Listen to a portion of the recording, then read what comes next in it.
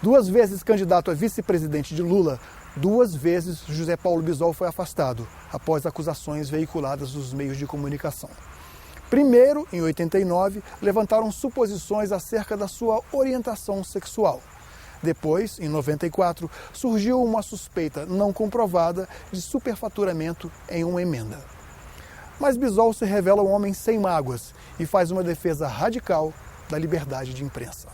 Quando eu sou vitorioso, eu me esqueço fácil. E quando eu sou humilhado, me esqueço mais fácil ainda. Não me lembro de ninguém que me fez mal. E olha, tive uma perseguição pela mídia do Rio Grande do Sul e também de outros estados. Né? Já vamos chegar lá.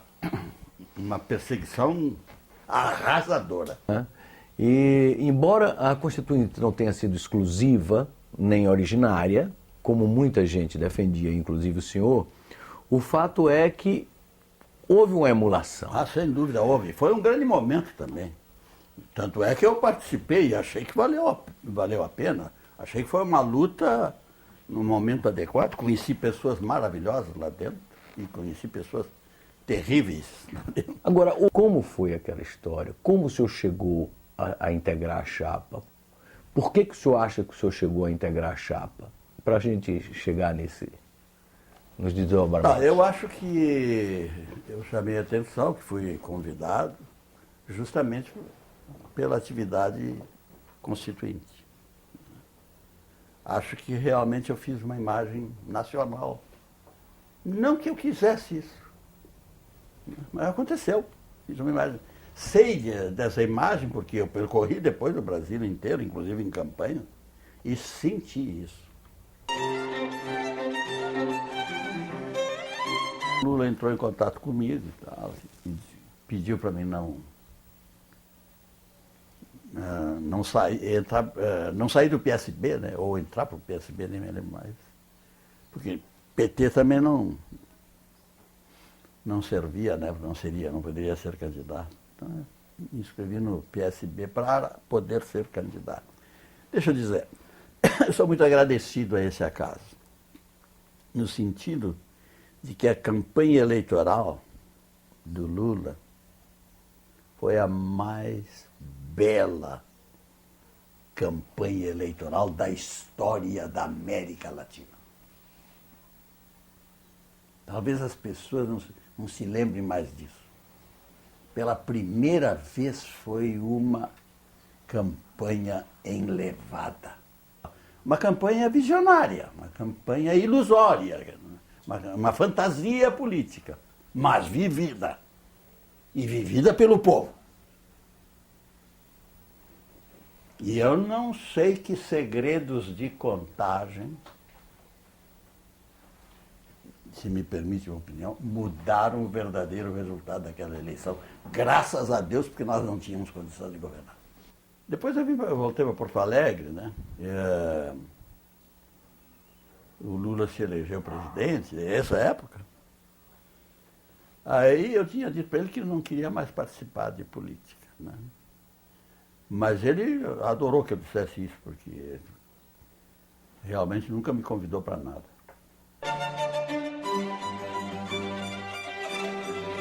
Uma das empresas, eu sei porque uma das minhas assessoras passou a trabalhar nessa empresa e foi ela que me comunicou, olha, cuidado, e eles vão te pegar. E o senhor processou jornais? Processei alguns, porque se eu processasse todos ficaria rico demais. Né?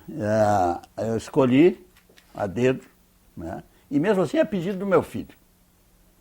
O meu filho que fez a petição inicial e tal, depois contratei um advogado com o serviço já feito pelo meu filho.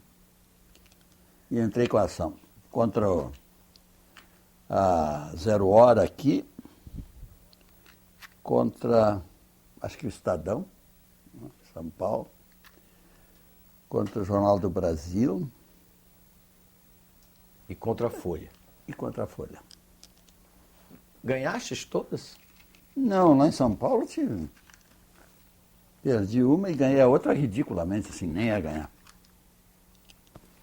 Mas eu ganhei um bom valor. Essa casa aqui eu construí porque ganhei esse valor. Com o que eu vivia normalmente, não construiria. E o senhor, apesar disso tudo, tem declarado que não guarda mágoa, Não. nem ressentimento. Mas realmente descobriu uma faceta da natureza humana.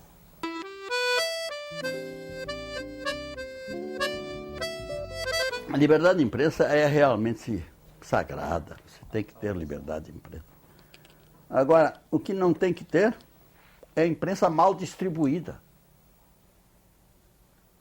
Distribuída de uma forma não democrática. Você não pode criar uma Globo num país. Você é um país burro se cria uma Globo. Porque você cria um poder superior ao poder político. E depois disso, o Lula, o PT, digamos, não lhe procuraram mais? Não, eu participei do PT aqui, fui secretário de segurança. Então. Mas o secretário de segurança mais perseguido da história desse país aqui, pela mídia. Que tinha razão, queria se vingar de mim. E agora sabia cuidar, né? Sabia o ponto que não levasse ao processo. Mas não me deixou em paz 1 minuto dos 4 anos do governo Olívio Dutra, em que eu fui secretário de segurança. Deixa eu contar essa. Por exemplo,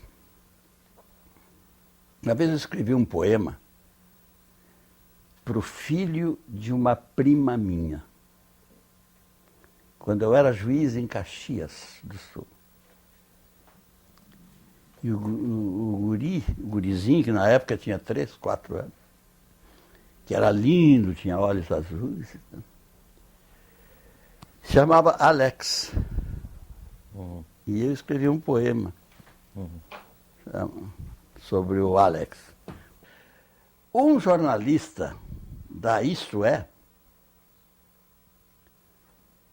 escreveu uma reportagem provando a minha homossexualidade com este poema. Porque como é um poema com um nome não de mulher, né, nome de homem, era homossexual. E eu tenho um pouco de feminilidade nos gestos, tenho consciência disso. Mas que eu saiba, não tenho nenhuma inclinação homossexual e se tivesse, assumiria.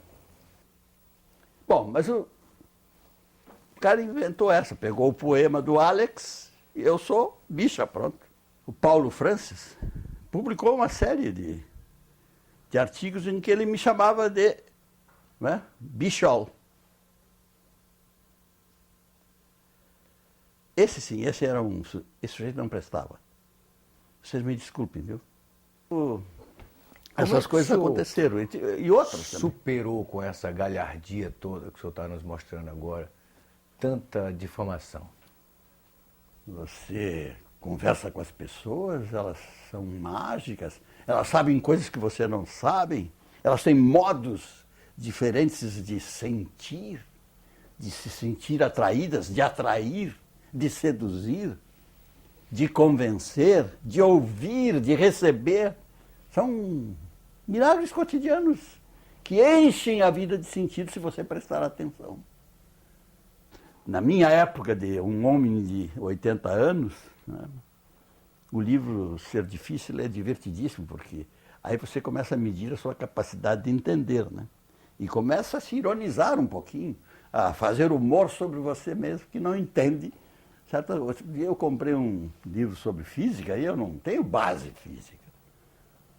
Quebrei a cabeça aos montes. Tinha que ler 10 vezes, às vezes, um capítulo para entender.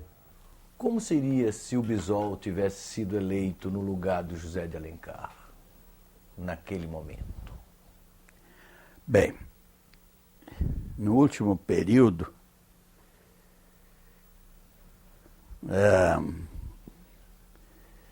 quando eu fazia palestras, sempre tinha uma pessoa do PT, né, que eu sabia que era enviada do José Dirceu, né, para ver as loucuras que o Bisol dizia. E como eu sou um escândalo, nasci para ser um escândalo, né, cada vez que eu falo, eu sou um escândalo, né, ele se divertiu muito. E eu não me importei nem um pouquinho. Eu ouvia lá, né, e pouco me interessava. Aí mesmo que eu lançava as minhas ideias com maior liberdade e maior prazer. E eu sabia que eu estava sendo monitorado. Então eu, quando saí daqui, que o Lula se elegeu, eu tinha certeza que não ia ser convidado. Não tem mentira aqui, não vou tapear nada. Eu não fui convidado para nada em nenhum momento.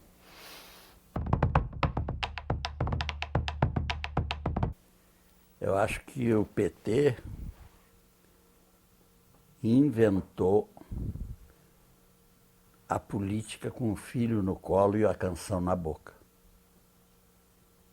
Isso nunca existiu e não vai existir mais. E tudo isso estava baseado em quê? Numa crença, né? A crença de que éramos pessoas simples e não tínhamos envolvimento com as corrupções habituais, né? Aí aconteceu o que você falou, não é isso? Que igualou o PT a todos os demais partidos, não tem nenhuma diferença a mais, e não canta mais. E não leva mais o filho para o partido, para o comício político. E isso não vai acontecer mais. Olha, eu vou me permitir dizer uma coisa, o Lula não pode ser tratado como um homem comum.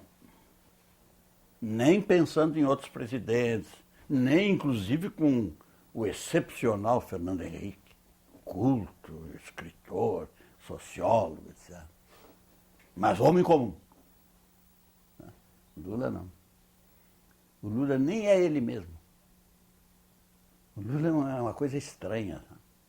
Eu fico muito impressionado que ele é capaz de se levar a si mesmo enquanto essa imagem que se transcende, inclusive para a política exterior.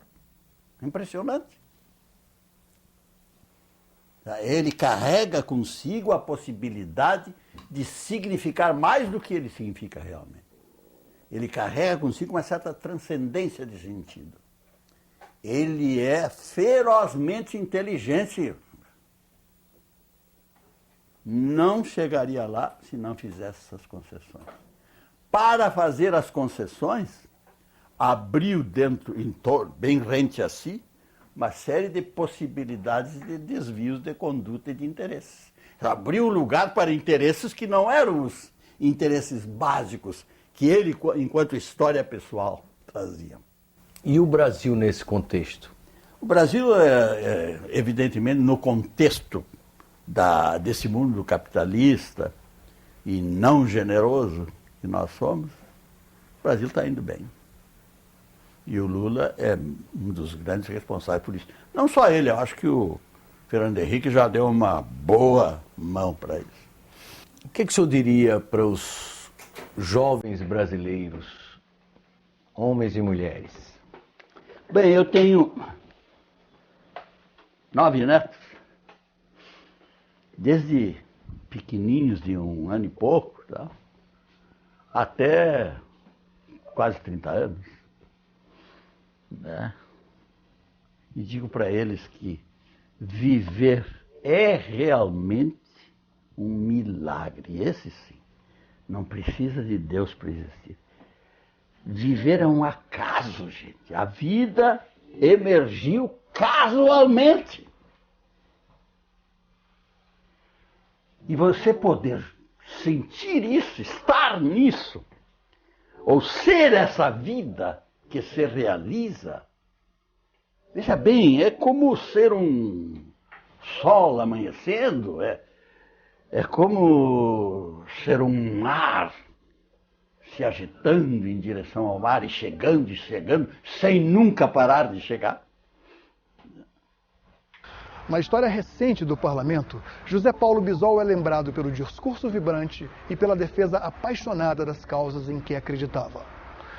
Hoje, que pronunciamentos faria? Quantas polêmicas enfrentaria? O certo é que Bisol deixa o exemplo de um homem além de seu tempo, em permanente transformação, na busca daquilo que considera justo. Até o próximo Histórias Contadas.